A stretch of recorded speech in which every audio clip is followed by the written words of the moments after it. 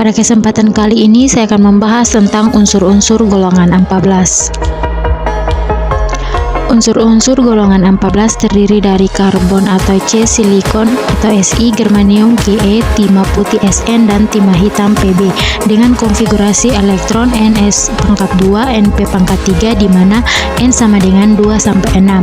Sifat-sifat unsur-unsur golongan 14 sangat bervariasi. Karbon merupakan unsur non-logam, Si utamanya non-logam, Ge adalah metaloid atau semi-logam, sedangkan Sn dan Pb adalah logam. Sifat-sifat unsur golongan 14 seperti yang terlihat pada tabel di bawah.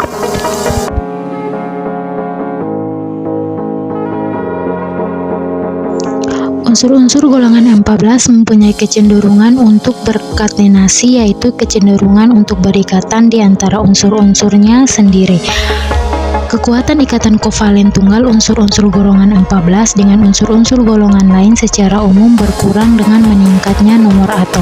Energi-energi ini tidak dapat mencerminkan mudahnya heterolisi ikatan.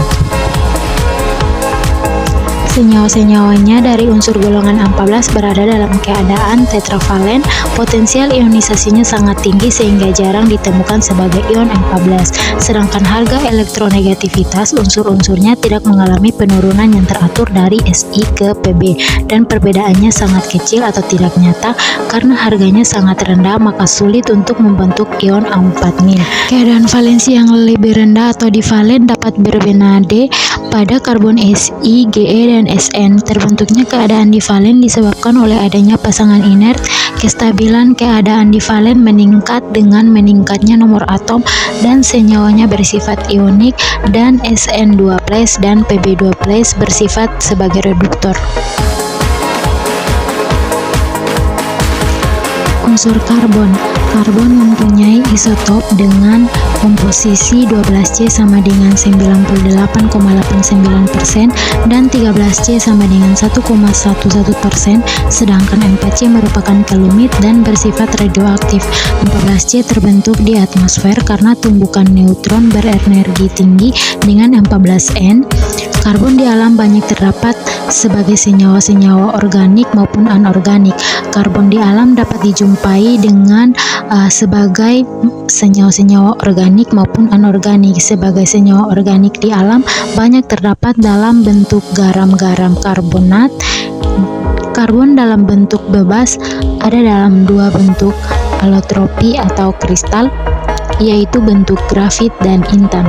Keduanya mempunyai sifat fisik dan kimia yang berbeda disebabkan karena adanya perbedaan susunan maupun ikatan dari atom-atom karbon. Senyawa-senyawa biner dan terner dari karbon. Senyawa-senyawa karbida terbentuk dari unsur karbon dengan unsur-unsur yang elektronegativitasnya lebih rendah. Senyawa-senyawa karbida dapat dibuat dengan cara sebagai berikut. Yang pertama, penggabungan langsung unsur-unsurnya pada suhu tinggi lebih besar sama dengan 2200 derajat Celcius. Yang kedua, memanaskan senyawa-senyawa logam terutama oksida logam dengan karbon dan memanaskan logam dalam uap hidrokarbon yang sesuai. Yang ketiga, karbida-karbida Cu, Ag, Au, dan Zn juga disebut sebagai asetilida. Asetilida dibuat dengan melewatkan asetilen ke dalam larutan garam logam. Oksida-oksida karbon. Ada 4 oksida karbon yang dikenal meliputi CO, CO2, C102, dan C1209, sedangkan oksida karbon dari C2O dan CO3 bersifat tidak stabil. Karbon monoksida atau CO dapat dibuat dengan membakar karbon dengan oksigen yang terbatas atau dehidrasi asam format dengan asam sulfat. Reaksinya yaitu HCOOH menghasilkan CO tambah H2O.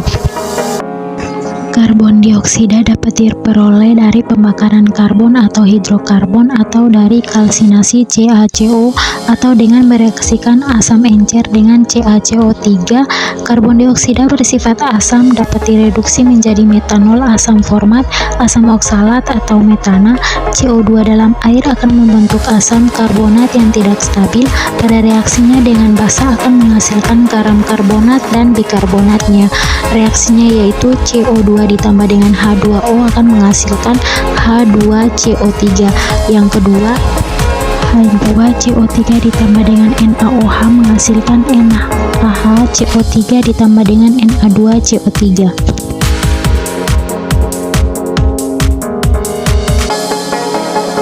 Unsur-unsur Si, Ge, Sn, dan Pb.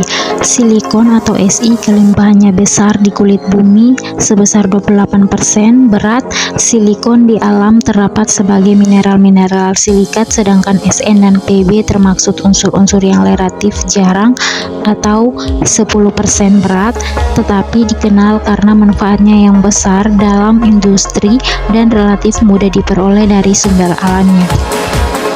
Silikon kurang reaktif dengan halogen akan membentuk tetrahalidanya, dengan basa akan membentuk silikat, tidak bereaksi dengan asam kecuali asam fluorida. Si yang relatif dibuat dengan cara sebagai berikut. 3 CaSi ditambah dengan 2 SbCl2 menghasilkan 6 Si ditambah 2 Sb ditambah 3 CaCl2. Si direaksikan dengan air akan menghasilkan silida oksida.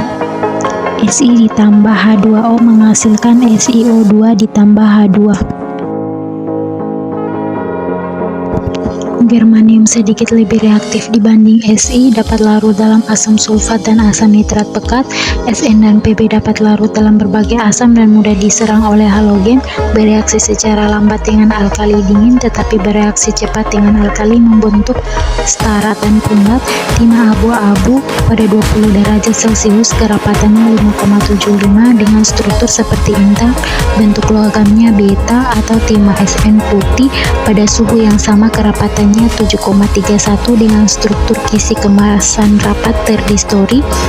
Timbal Pb hanya mempunyai satu bentuk logam. Pb lebih cenderung berada dalam bentuk divalen, sedang stabilitas ikatan Pb relatif rendah.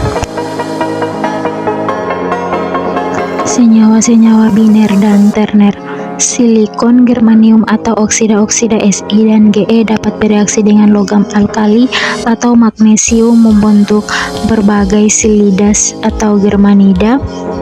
Beberapa di antaranya bersifat sebagai semikonduktor. Silikon nitrida atau Si3N3 dibuat dengan memanaskan SiNH2 4 kali. Reaksinya yaitu SiCl4 ditambah NH3 menghasilkan SiNH2 4 kali.